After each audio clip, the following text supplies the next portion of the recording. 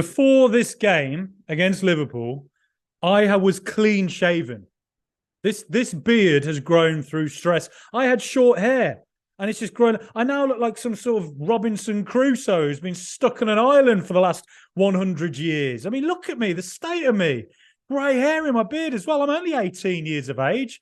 I'm not 18. Kind of wish I still was. But no, I'm not. No. Goodness me, the stress and the strain of that game. Wow. Well, we'll start with the first half. Do you know what? No, actually, I'm going to start off by saying how fantastic this club is, right? These players have turned up away at Anfield at a place that is probably the most stressful away ground in the world, or one of them, to play at when the crowd's up for it, the emotion of it, Bobby Firmino's final game, all those factors play into it. And the fact that Villa's players today, mentality-wise, were able to deal with all that stress, particularly with Liverpool playing towards the cop end in the second half, not fall apart, not collapse like they would have done in the past. What does it tell you that Unai Emery's done with this team? It's absolutely amazing. I feel like I've got in Doctor Who's TARDIS and travelled across the multiverse, and I've gone out somewhere else where Aston Villa didn't have Alex McLeish manage us for a full season to 0-0 draws, where we didn't have, Remy Gard for 6 months. We didn't have Steven Gerrard saying we should get battered against Chelsea. All that nonsense never happened because I've ended up somewhere where Aston Villa actually have a manager who knows what the hell he's doing, players who can follow his instructions, and players who not only can follow those instructions, but have the mentality to cope under pressure. It's absolutely amazing. Sorry. I just had to get that out because, I'm sick and tired of Villa bottled it. Villa did this. Villa are weak. That's not what Villa are now, right? Every team is entitled to a bad performance. It doesn't mean they bottled it. And today, against Liverpool, first half, Aston Villa, tactically, were absolutely unbelievable. Unai Emery's entire family have been looking around wondering where he is all week. And I tell you what, he wasn't sitting around playing Legend of Zelda, the new release, 10 out of 10, brilliant game, by the way. I tell you what he was doing. He was sitting around watching Liverpool games all week. He was watching every single game of Liverpool, who have just won 7 games in a row and about a month and a half ago beat Man United 7-0 at Anfield. Right? He's watched all of these games and worked out, why are Liverpool so good now? Why do Liverpool keep getting wins? Why aren't they conceding many? And he figured out a way to play against it. And so in the first half, Trent Alexander-Arnold, whatever, my head's gone, so I wanted to say Armstrong then.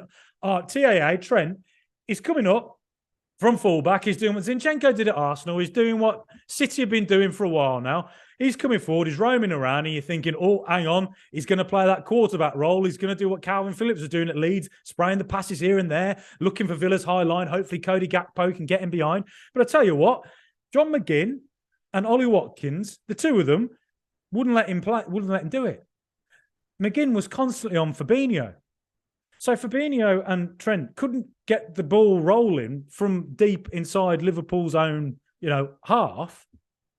So they couldn't get playing properly. There was no structure to Liverpool in the first half. And Villa, the lines were so tight between where Watkins and McGinn were, the middle four and the back four. They were so tight together, so compact and so high up the pitch that Liverpool just looked absolutely clueless.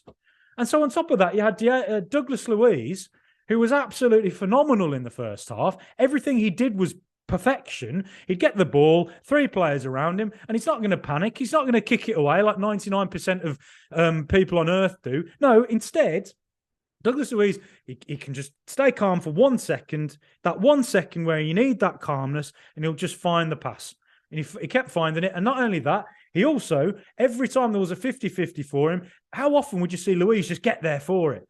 Get there, bash the Liverpool player aside. And eventually it just starts getting into Liverpool players' heads.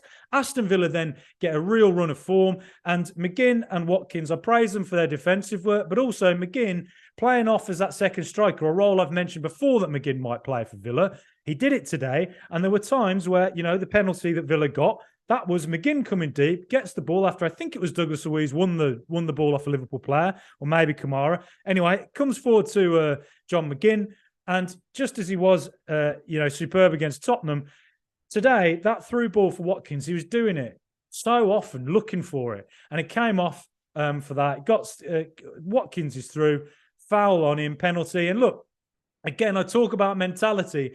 He put it wide, right? So he could have sat there and gone all down in the dumps. He could have turned into, I don't know, Andy Murray, you're really unhappy. It's not worked out for me. Look, I love Andy Murray. I'm not getting at him. He's one of my favourite sports people ever. I love the man. But, he could have got a bit sulky about it, right? Which is what I would do.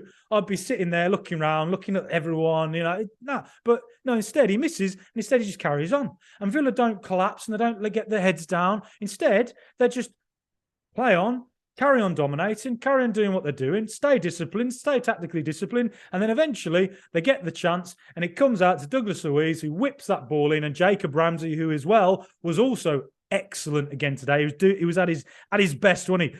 Turning, driving, running at them, ball across, and he great volley in from Ramsey. Good ball from Luiz. Good volley. And he runs away doing that to the cop. And I love it. I love Villa being like that. I want Villa to be this team of shithouses. I want it. Shithouse FC. I don't want us to be, walking up to Anfield or walking up to Old Trafford and going like, yeah, well, that was a nice day. Oh, we fought hard, but we lost 2-1. We lost 1-0.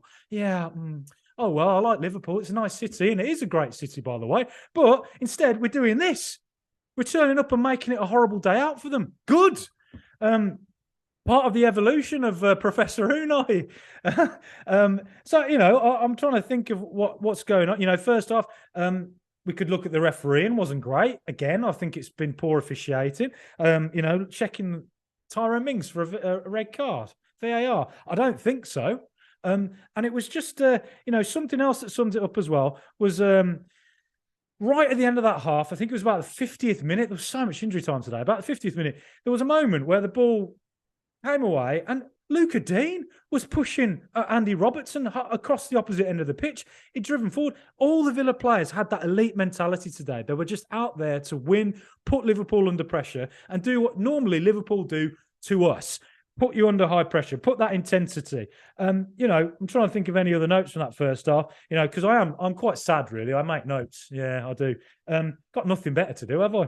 Other than that, look, first half, exceptional. Tactically, brilliant. Second half, look, right. So I don't mention this very often, but my uncle is John Dean, right? He's an Aston Villa legend. He played up front for Aston Villa with Andy Gray and Brian Little from 1975 to 1979, right? So, and he was assistant manager there. He was a coach there in 2001-2 with John Gregory. And look, I remember him saying to me that the crowd will get you a goal, right? So this is a player who's played at the absolute highest level in the highest pressure games, who's telling you the crowd gets you goals. And Liverpool in the second half, let's face it, I think the crowd did have an impact. I think they were up for it, they were loud, and eventually, it's difficult to play in those conditions, particularly with the pressure on Villa, knowing that they've got to, they need the points if they want to get into Europe, right? And so today, Liverpool's fans got them a goal, is what I would say. But Aston Villa did not cave in, right? They were able to just, I think you could say they didn't retain the ball as well as they did in the first half, of course. But sometimes, naturally, that's what happens. Liverpool as well do have the better players on the whole, probably. And, well, I wouldn't say the better players, but they have the deeper squad, right? And they have a bits of awesome quality in there. And eventually it probably told a little bit. But let's make some points here, Aston Villa barely gave them any big chances in the second half.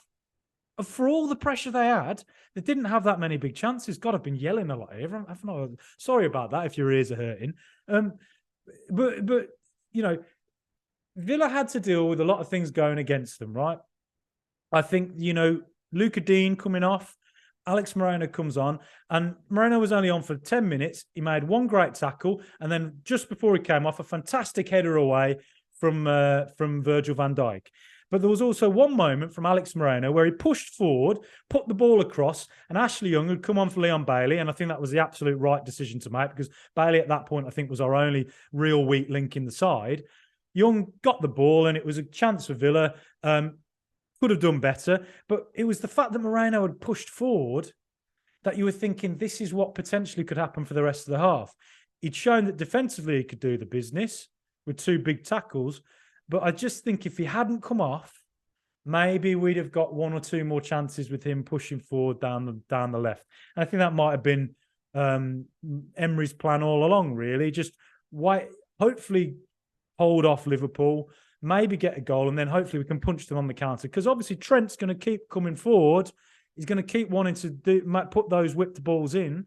But ultimately, and then eventually the gaps are going to open and Moreno might expose it. Unfortunately, we couldn't really get that going because Moreno got injured. But, Dean comes off, Moreno comes off. And again, it's something that mentality-wise, you could be like, oh, the world's against us. But instead, Ashley Young, the most intelligent man alive, how many roles can that man play in a football team? This man, he's a flipping god, isn't he?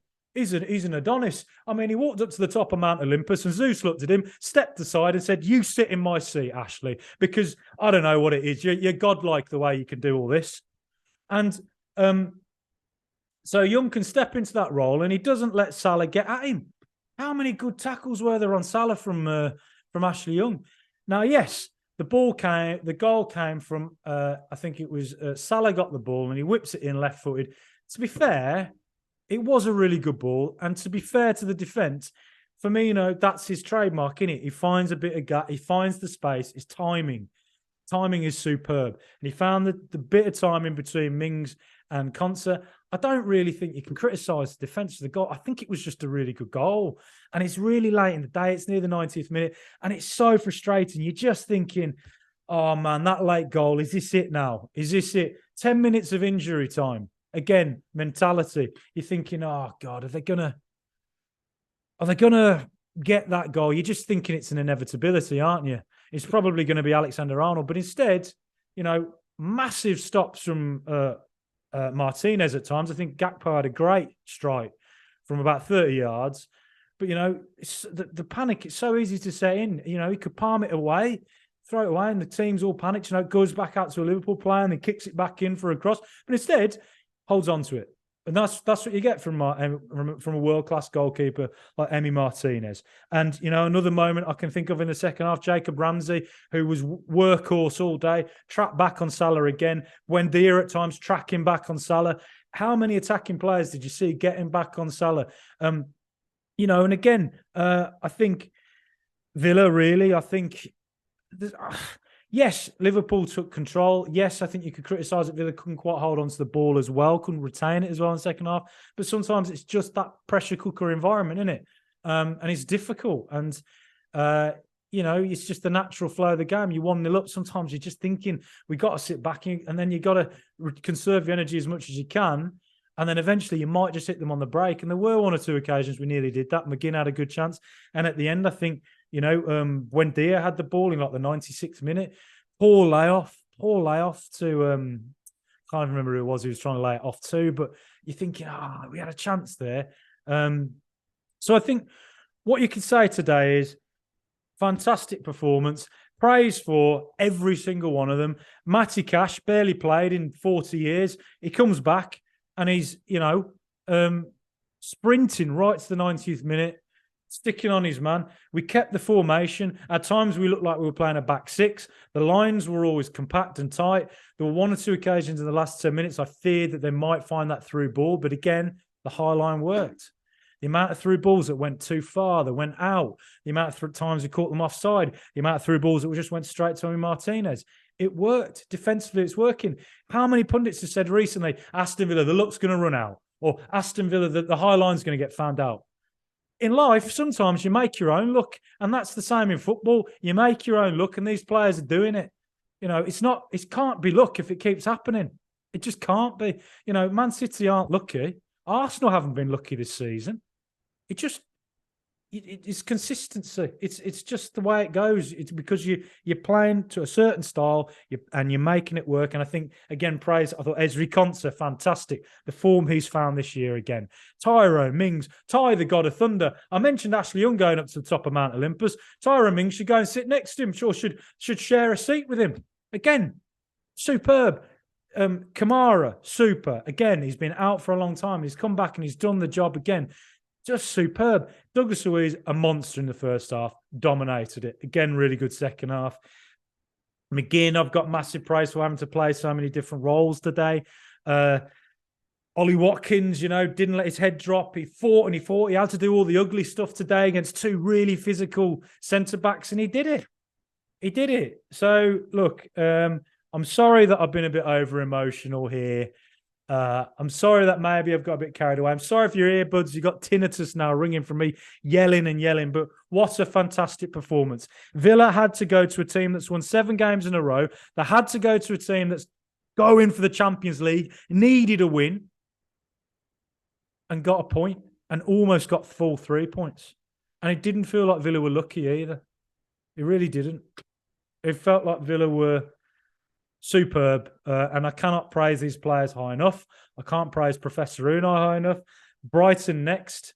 I'm just going to quickly look at the league table and where the bloody hell we are. I should have set this up before, shouldn't I? What a fool table. Right. We are 7th in the table now. 7th in the table. Brentford doing us a huge favour, beating Tottenham earlier. Brighton, still ahead of us on goal difference. They have the 2 games in hand, but with Brighton at the moment, it feels like you have no idea. They'll win 6-0 one week, they'll lose 5-1 at home to Everton, then they'll go and beat bloody Arsenal 3-0, then they'll lose 4-1 at Newcastle. So who knows what's going to turn up at Villa Park? But you know what? I said it before, and I'll say it again. This team, when the pressure's on, they do the business. Europe, here we come. We can do it. Would you bet against Aston Villa at Villa Park against Brighton next week? Would you bet against us? As the late, great Ron Saunders once said, I wouldn't. Up the mighty Villa.